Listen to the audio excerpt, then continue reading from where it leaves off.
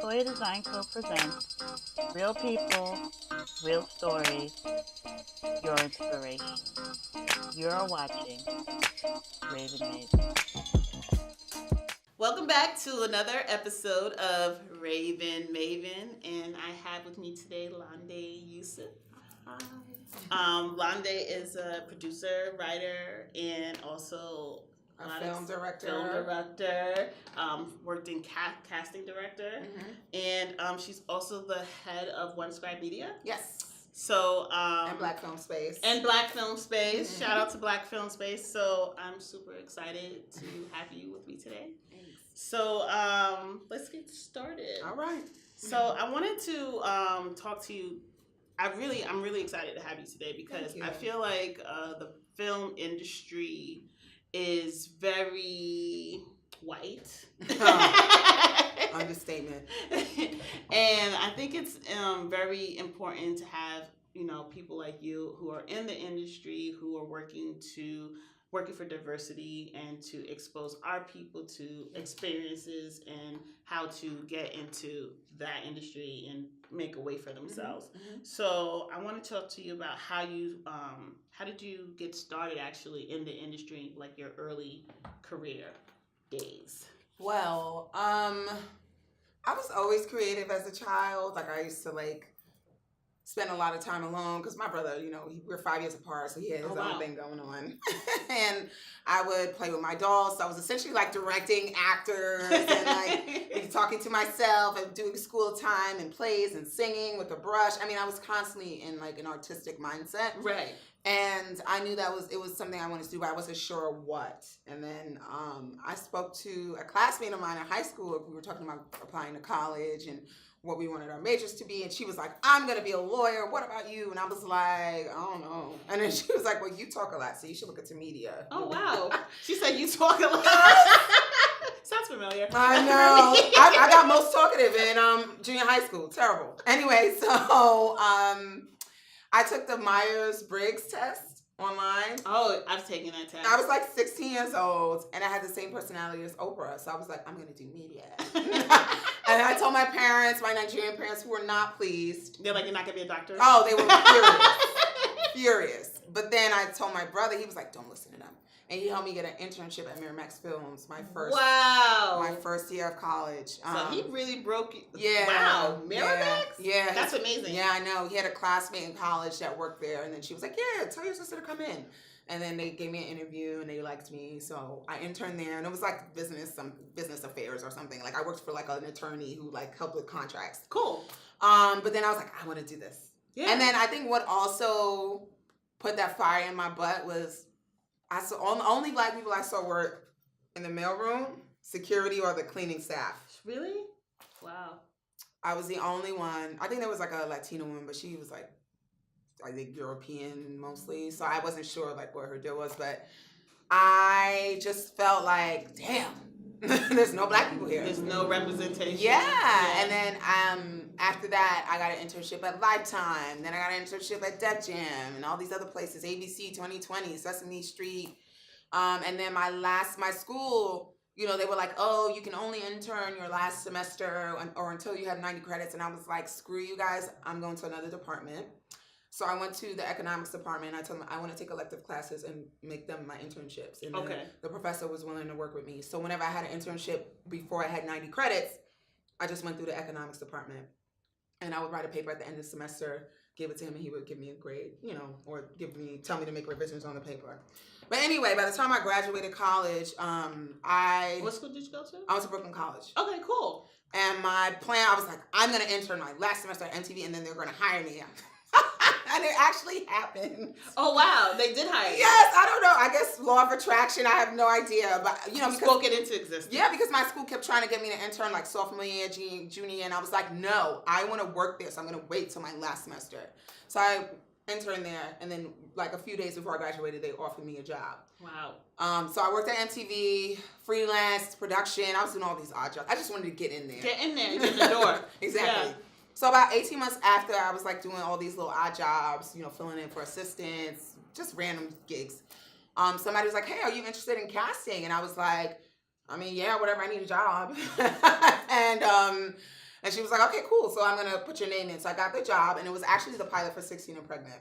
Oh, shut the front door. Yes. Wow. What was that like? Like crazy. That? It was crazy because you had to get approval from the school, the hospital, the doctor, their parents, the guy's parents.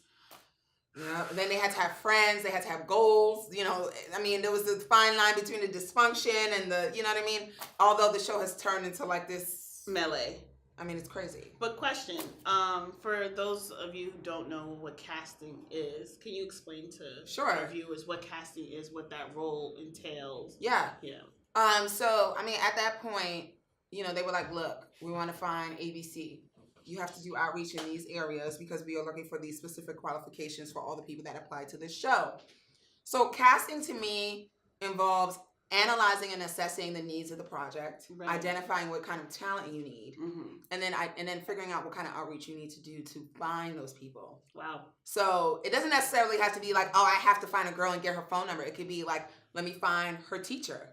Let me find her doctor. Let me find her... The relationship. Yeah. So those are the ways that you really find candidates. Right. When it comes to nonfiction programming. Okay. Fiction is a whole nother beast. Okay.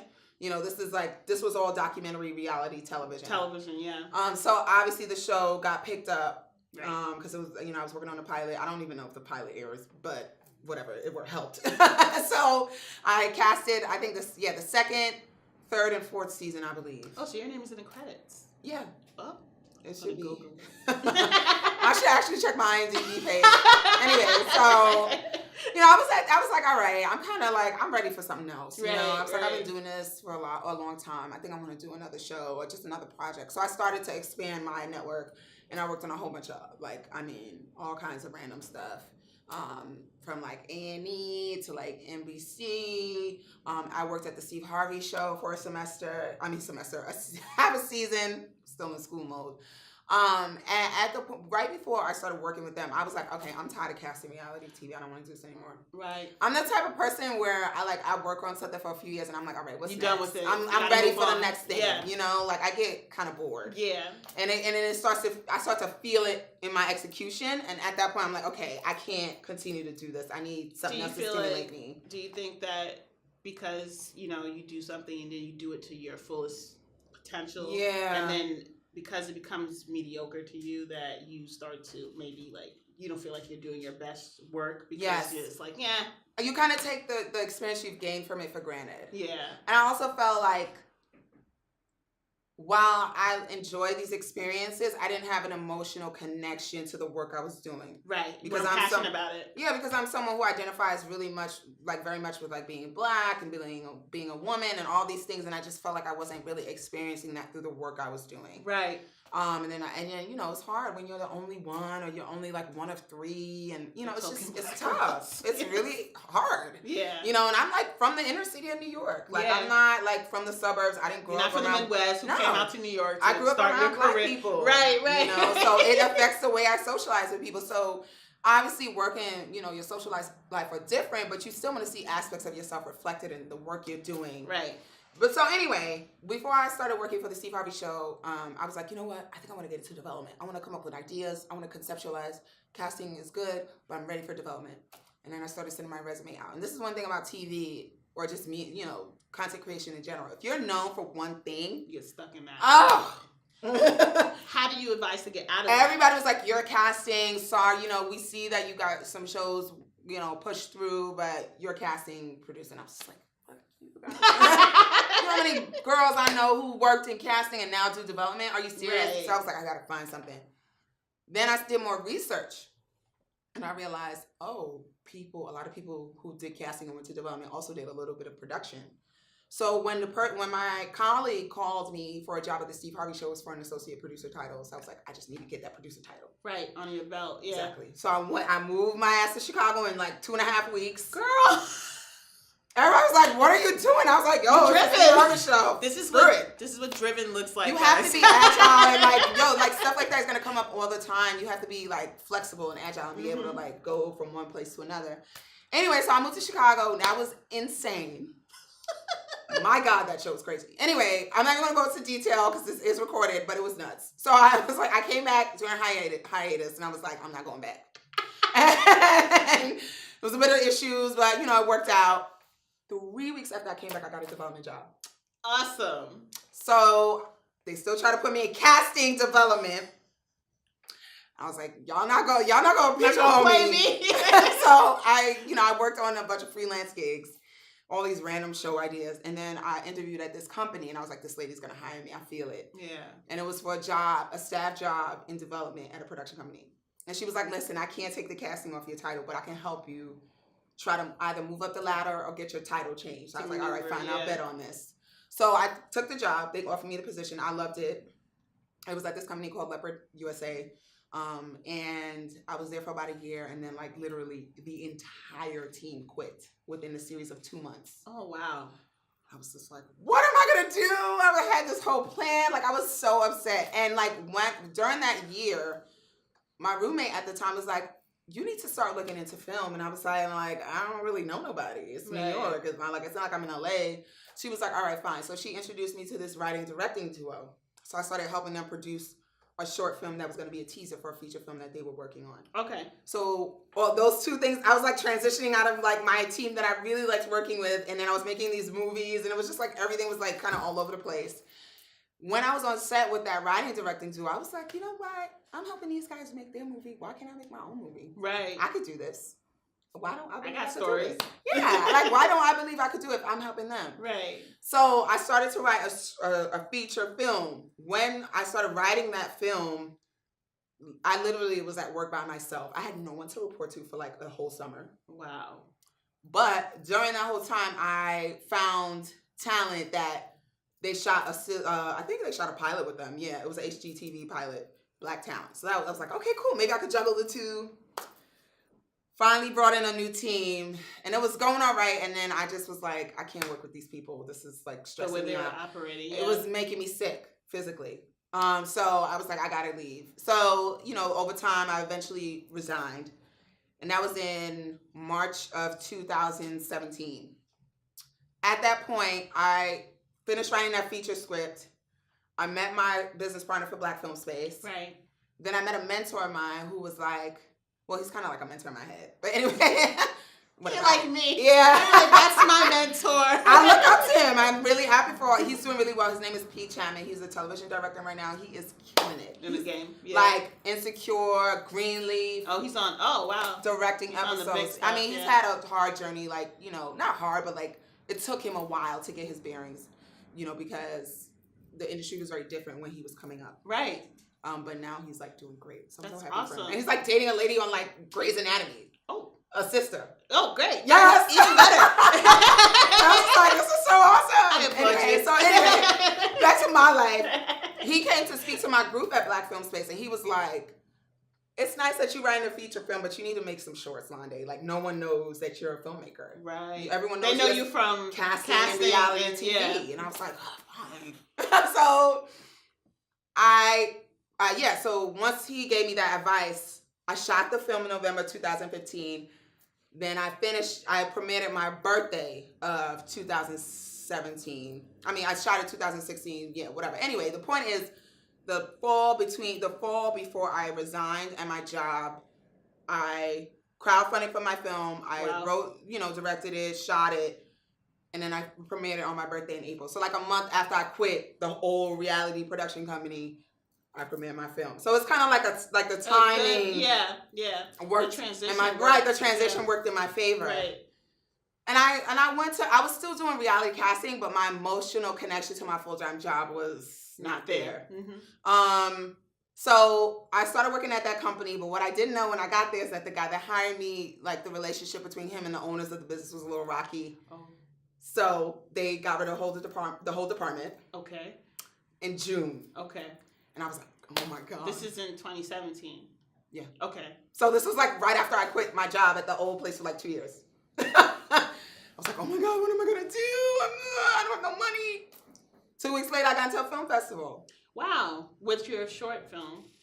Wow. And then like Black Film Space started taking off like crazy. Like we just got like thousands of followers, and like our mixer had all these people. That's awesome. The American Black Film Festival came to the mixer, and they were like, "We want to work with y'all." And I mean, it was a turn of events that just kept flowing. And and you for a moment there, you're like, oh, I didn't have that foundation. I was so scared, and then like I kept getting jobs, and then like something would happen, and the job would fall through. Like one time, they hired me, and then they were like, "Oh, we lost the show. Like, we're not going to do it anymore." Yeah, and can you explain to people who don't know like the business? Because my 9 to 5, I also work for a design company, for a sports company who their tenants are like blacklist, and like they don't know the behind the scenes stuff. Like, oh, we have to ask them, oh, are you getting picked up this year? Because you don't know if the show's gonna come back. And then that whole production crew is gonna be out of work perhaps, or might end up being on another show. So people don't really know like how TV and movies and films work, like how that business works. So you can explain like that, like that there's always like this little level of doubt. Oh yeah. There's no stability in this business. Even if you're full-time staff. Like the show you're working on, or the network can like rebrand or merge with someone else, and they'll let everyone go. Wow. Like there's no real way to gauge security unless you're working in like an administrative supportive role. Those people tend to have more stability with their jobs. Any advice for people who you want to get in the film business, and because it's a very volatile business, like how can you protect yourself financially? Yeah, because I'm like, if you're constantly in and out looking for a job, you know what I'm saying? Like that's hard. I think the thing with this business is that that's okay. I think the issue with this business is that there's no linear path. Right. Like I have friends that have always worked since they started working in this business, and they're freelancers. Oh wow. They just have crazy ass connections, or they're killer at their job. Like they're like completely indispensable. Like I have a friend who's like saved companies millions of dollars. Wow. So she's able to work consistently. You know what I mean? Because people are like, oh God, we got to bring her in to help us. Because we need her. Yeah, she's invaluable. So for her, she's in a position of power. Right. And she can negotiate what she needs in order to be comfortable at her job. Right. So she's been fine. I mean, she's had breaks where she's like, all right, she might leave, or like the company falls or whatever. But she's working quickly afterwards. For me, I would recommend establishing relationships wherever you go. Right. And don't be obnoxious about it, but just create genuine relationships with people so that people have an investment in you. And when they're looking for staff members for different projects, they think of you. Yeah. Also, when you are about to wrap a gig, start putting them feelers out. Yeah. I mean, hit up everybody you can. Production managers and line producers and production coordinators are your best friends because they staff shows. They look for people to play different roles in productions, so they'll know which department needs support. Right. Or let's say you worked in one department and you want to transition to another one. They can get on a production where they're like, okay, well, they just started staffing, so maybe you could be the assistant. Come in, I'll vouch for you. You got to do a good job, and then hopefully you can work your way up. Right. But I honestly feel like production management is like, they're awesome. Like, they are your best bet. Yeah. Because they are the ones that go to the executive producers and say, okay, hey, here are the recommendations I have for all these different roles. Who do you want me to bring in for an interview? Right. So in combination with establishing good relationships, you need to know the key players and who will hire you. Lastly, I would say, I feel like a lot of people tend to network up, but you need to network laterally. Right. Because a lot of my peers put me on. They were like, yo, my show's hiring. We need another, so-and-so come in. I want to recommend you. Not necessarily the person above them. Right. Right. But they're not even thinking about that because they're hiring they have someone else to do that. Exactly. Right.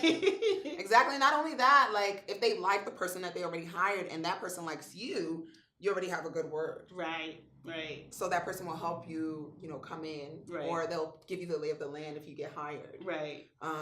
But yeah, I mean, this is all really subjective. Like, people need to like you and they need to fuck with you. Because if they don't, it's over. Yeah. I mean, I've been in rooms where, like, I've heard people say, don't bring them in. Don't hire them. And it's like over something that is beyond your control. Right. But that person has a lot of influence at this particular company, so now you don't have a job. Yeah, that sucks. Yeah, I kind of don't like that about the business. Yeah. But, whatever. It is what it is. But yeah, so that's how I would recommend people get jobs. Do you want me to finish or continue? Yes. So then Black Film Space started to take off. That was last summer, and then every time I got a job, like I worked on this job, they hired me. I was like, all right, fine, I'm gonna do this for 3 months, get some cash, and then I can figure out my finances later. 10 days into the job, and this was when an A-list celebrity. The network has decided they don't like the direction of the show. I was like, you know what? I'm done. Like, you're telling me this is over. Like, obviously. So I'm tired of like trying to make this thing work that's not working. Yeah. And I don't want to do it anymore. I want to make movies. Yeah. So at that point, I got into a few festivals, like I said, and then also I got this opportunity to have my film on television. Right.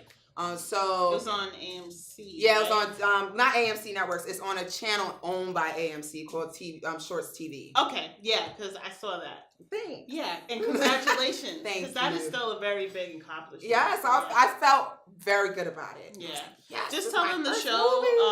The movie? Yeah. Okay, so it's called Privilege Unhinged. It's a short film. It's like a dark comedy, and it's about racism and sexism in the workplace.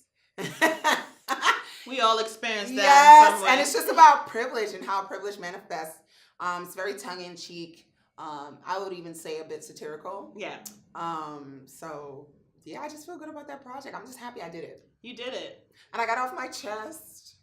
And I feel like it was a good first film. Right. Done. So I moved on to my second one, and I just finished, I didn't just finish production. I not too long ago finished post-production. On this film called Second Generation Wedding. Right. I see you're going to do a screening eventually for that. Yes. We're currently looking for a venue. Me and my co-founder of Black Film Space, because he had a film that he finished also. And that film is about a Nigerian American bride who confronts her mother about being too controlling about the wedding day. And when she confronts her mother reveals a family secret that kind of throws everything off. Oh, wow. Yeah, but my goal with this film is to address how patriarchy impacts the relationships between mothers and daughters. Interesting. Yeah. I like that topic. Thank you. Yeah, that's Thank interesting. You. I feel like a lot of your what your interests are is about like social interactions between women and empowering women and diversity. Mm-hmm. So I'm excited that you're in the business and you're in the industry, but you're trying to share those stories. Yes. Because we need a lot more of it. I agree. Yeah. I really appreciated even Sanaa Lathan's latest project. Happily Ever After. That's an awesome project. That came out really great. Mm-hmm. So I look forward to seeing you on Netflix. Thank you. Wow. I'm going to bring that good energy. Bring it. You know, it's funny because I was thinking about that yesterday. I went to a panel and this guy from Netflix was there. And I ran up to him. I was like, I'm in a movie. And I totally think, and he was looking at me like, this girl. I hear this every day. But I was like, I need your information. He gave me his card. Cool. So you might be right. See? It's going to happen. It's going to happen. But yeah, my goal is to have a company where I produce various forms of content. Right. And it all is related to some sort of social premise. I am very passionate about the state of humanity and how we can evolve into a better place, and especially when it comes to the Black community and our experiences. Yes, and being a woman. Yeah. And I want to address the Black community from multiple angles, not just Nigerian American or Black American. I want to address the complete diaspora and content. I want to bring us together. Yes. And that's what Raven Maven's about as well. Yes. Awesome. I mean, there's a really problematic conversation going on right now about the relationship between the continent and the diaspora, and I want to be one of the people that kind of help bridge that. Yeah. It bothers me. Yeah, it does. Because it's a disconnect. And bad. Yeah, it's really bad. With people of African descent who luckily know who their ancestors are, and those of us who are, we're descendants of slaves, so we don't know all our history. Right. And there is a disconnect. So I'm happy that a person of Nigerian American can say, Nigerian descent. Say that, I recognize this and I would like to do something about it. And interestingly enough, a lot of Africans are actually descendants of slaves, but don't know it. Yeah. Like, I think there was some slavery in my bloodline. Wow. Yeah. Yeah. So interesting. I know, very. So you recently went to CultureCon. Oh yeah. How was that? It was really good. I was like, this is their second year. And if for you guys, CultureCon is a one-day conference. Yes. And it brings together, like, inspiring creatives and entrepreneurs to bring about the next generation of world-changing doers. I love their whole mission. Oh my God. Yeah, world-changing doers. That's on point. I don't even know the founder of this girl. I'm going to find out who she is, but she is killing it. I was like, God damn, they did this. This is their second year. She has like 20 sponsors. Big dog. Big panel. She had John Legend there. Charlamagne the God. Nick Cannon. She had a lot of big speakers. This is my first time hearing of it. So I was like, I think I want to go to this next year. It was really good. Yeah. It was really, really good. Black Film Space needs to be up in there too. So. Yes. So if you're going, I think I will go with you. Because I feel like what the topics were in the workshops or whatever, that just sounds really interesting to me. Yes. So I'm excited that you got to go and you enjoyed yourself. I did. Did you meet a lot of interesting people? I did. Okay. I did, which was really cool. I enjoyed myself. I feel like we talked about so much already. I have to jump through my talking points here. No, it's fine. Whatever you need to do. So, Black Film Space. Let's talk about what you're doing with Black Film Space with your co-founder. How do you guys help Black filmmakers, and what is, I guess, the overall plan for that organization? Well, we started it. I mean, honestly, it just initially started with just like, oh, let's do happy hour with our friends. Really? Something so simple. And then people were like, so when's the next one? Can we do a screenwriting workshop? I was like, what? Like, we need to meet up with a schedule. Yeah, so we did a screenwriting workshop, and then like that went really well, and there was like, what's the next one? When's the next one? And it was like, okay, so should we just make this a thing? Then we brought in Pete Chapman to come and talk to our friends, and I mean, it really was just us hanging out as filmmakers talking about making content. Right.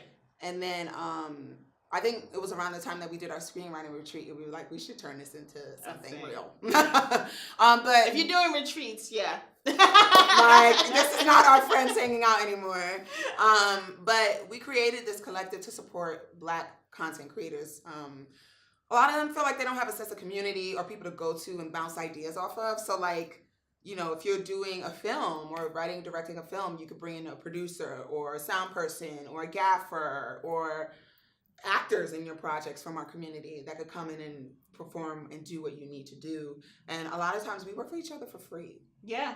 On my last project, Second Generation Wedding, I think there was about like 3-4 members there. I think one of the main, I don't know if she is the main character, but I recognize her from the other platform of Black Sexy TV. Yes. Natalie Jacobs. Yeah, yes, she's I awesome. love her. Shout out to Natalie That's Jacobs. my girl. I love Black Natalie. and Sexy TV too. But yeah, that's awesome. Yes. Yeah. So so we do screenwriting workshops, we do panels, we do a screenwriting retreat, which is like amazing.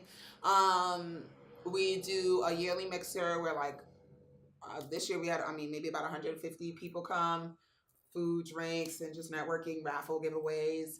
And our plan in the long run is to expand. Okay. Beyond New York City. Like maybe just have chapters or something. Exactly. And then also just be more aggressive with the support that we create. Like right now we're doing a monthly workshop. Hopefully we want to increase the volume that we're doing so that people aren't like, damn, I missed it this month. Now I gotta wait till next month right. to get my script read, and maybe we could do it like every other week or something. But we want, right now it's just the two of us doing everything. And that's hard, yeah. Oh my God. That's hard. So much work. So now we're working on trust me, I know. expanding. Yes, we're working on expanding our team right now. So speaking of expanding your team, how do you guys I know you said you crowdsourced to launch your other film project. Yes. So have you thought about also doing that with Black Film Space to try to get some more financial support? And so funny you mentioned that. We had a meeting today, and Reggie is his name. He was like, we should crowdfund. I was like, no, we are not crowdfunding. We need. I didn't say it like that. But you want some investors? Yeah, I was like, let's try to get investors or sponsors first. Yeah. I think that would be ideal because I don't want our community to feel like, we're about to just crumble the next week. And I don't Do you necessarily think that crowdfunding gives that appeal? Sometimes. Okay. It depends on how you package and present it. Right. And I think that's the key, probably. Yeah. And then not only that, I just feel like we've been charging people to come to events and everything. Right. So I don't know what's going to happen. I mean, I don't really want to say anything wrong, anything that might change in like the next couple of weeks. What I will say is I feel like we are at a point where money does have to come in right. to the so picture. Be sustainable. Yes. And however we figure that out, I mean, it needs to be in a way that I feel our community is like, okay, they're going to be here to stay. Yeah. And I think also, like you said, the networking and meeting other people who have similar objectives might be the key to accomplishing that goal. Yeah. I mean, because we haven't really had that many sponsors. We've just been paying from like fees. Yeah. You know, if you pay your admission fee and we have X amount of fees, then we put in X amount of resources into the event. So it's kind of like, how do we expand that and take it to the next level? Yeah. You know, that's business. Yeah, but exciting. Yes, it is really exciting. We have a good problem. For you personally, and I know you spoke about being passionate about things, and I know you're passionate about women empowerment, and I feel like now that is like the buzzword of the late. But like, how have you like empowered women? How do you think you've empowered women? Wow, that's a great question. Well, I think I don't even know where to begin. Yeah. Okay, I would say that I find myself mentoring younger girls. Nice. Or at least dropping nuggets in brief interactions and saying, this is what you should do, this is what you should do. So I feel like for them, I'm providing something that I didn't get. Right. I literally was just figuring things out through my mistakes. Yeah. I was bumping around in the dark. And then with my peers, I would say that, I mean, I can't speak for everyone, but I would say that I create a space where I feel like people could just do their thing as long as they do the work. You know, whereas sometimes I've worked for other women who kind of controlling. Right.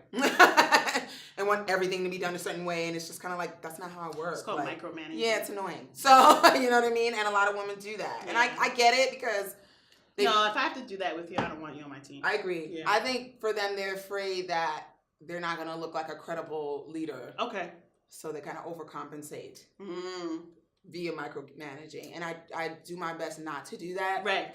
Or if I feel like I'm in a position where that's on the horizon, I'll consult with a team member so we can figure out different ways collaboratively to make things more efficient. Right. And then, I mean, I just feel like through my storytelling, I show a vantage point for women that resonates with them emotionally and their experiences, and I create a forum where they could talk about different things related to what it's like to be a woman, because that's something I'm really passionate about, especially coming from a very patriarchal culture. Yeah.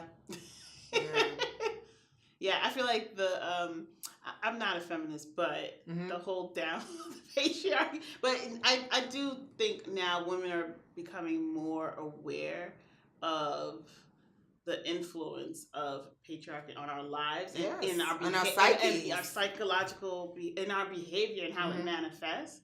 So when I hear other women say they believe in women empowerment, I always ask like what that means to you, and like how do you empower other women? Because especially I feel with women a part of our diaspora and Black women, a lot of the time we haven't been supportive of each other. So it's really, I don't know, I guess I'm a little, I guess I don't believe a lot of the time when a woman says, especially a Black woman says, oh, she's trying to empower other women. I want you to prove it to me. No, I mean, just because our history, my own personal experience with other women. Yeah, but I'm happy that you are passionate about it and serious about it, because I take it seriously as well. And I think we need a lot more of that. So I commend you for that. Thank you. It's interesting you say that, because people tell me, oh, you know, you should make your events more sexy. And I'm just like, what does that mean? This is not a soiree, y'all. Like, this is a resource building community, you know? Like, this isn't... I'm not trying to find you a husband. What are you talking about? You know, I just think they think it should be at like bigger companies with this. And I mean, obviously we want all of that, and that's part of our game plan, but at the crux of it all, we need to provide value. Right. And I think for me, like I said before, I feel like come as you are and be whatever kind of woman you want to be. And I don't really ascribe to any sort of feminist or womanist labels either. I feel like women should just do whatever the hell they want. Like, that's the world that we need to live in. And if you want to be more traditional, you should have the room to be that. If you want to be more modern or more, you know, new day, new agey in your approach to life, feel free to do that. Or if you want to do a little bit of both, like, this should be the open be form. Free to do whatever you want. What being a woman it means to you. Yes. Yeah, I agree with that. Yeah, because the titles and stuff, it's getting a bit much. So, One Scribe Media. Yes. When did you start it? And what were like your challenges in, I guess, validating One Scribe Media in the industry? I started the company shortly after my freelancing at MTV started to wind down. Mm-hmm. And this guy wanted to hire me as an independent contractor. He's like, so what's your LLC? And I was like, let me get back to you about that. She's like, I'm going to go make one right now. Yeah, right. And I literally contacted a friend of mine from MTV. I was like, yo, you have an LLC. Can you help me? And then she showed me all the paperwork. And she was like, this is what you have to do. I always knew I wanted to have my own company. And One Scribe Media kept coming in my mind. I was like, this name makes no sense, but I'm going to just put it. Fine, whatever. It makes sense, but you know what I mean. Like, I was like, I want to own a production company. I'm not a writer. Right. Then I was like, but I am a storyteller, and I love telling stories verbally. You like the written word. Conceptualize. Yes. Right. So I was like, let me just call it that. So that's how I created my company. So I worked at various companies in production as an independent contractor, as an entrepreneur, which was really cool. And even the company Leopard, they hired me as a business initially. Great. Yeah, and I was just like, yeah, I don't like the tax situation coming out of this, so y'all gotta make me an employee, and I want benefits. Let's change. Yeah, because I spoke to, and I'm gonna be real. I spoke to an accountant. She was like, look, if you want to work as a 1099, I think you need to cumulatively make at least $300K. Wow. Because those taxes are a bitch. You got to pay taxes every quarter. Tell them, Lande, about the ins and outs of owning an LLC. You know what I'm saying? Like, especially when you're a single member, yes. and that means you have to file your taxes. Because I had somebody file my taxes. I'm not gonna say her name, but I owed like a lot of money because she miscalculated my taxes. So I help with also with Black Film Space. You also bring. Oh yeah, we're not doing that. No, but like teach people if they are gonna do that. Like have maybe a financial about accountant, the business side. Yeah, managing the business side. Because that's so important. Mm-hmm. I mean, that money could have gone to a production. Yeah. That I wanted to do, but I didn't have the right, support, and that's okay. Like that was a lesson I learned very early on in my business. Lesson. Yeah. But now. I mean, look, I would get hired for gigs here and there and do it just to get some money. I ain't gonna lie. But right now, the focus of my company is content creation. Good.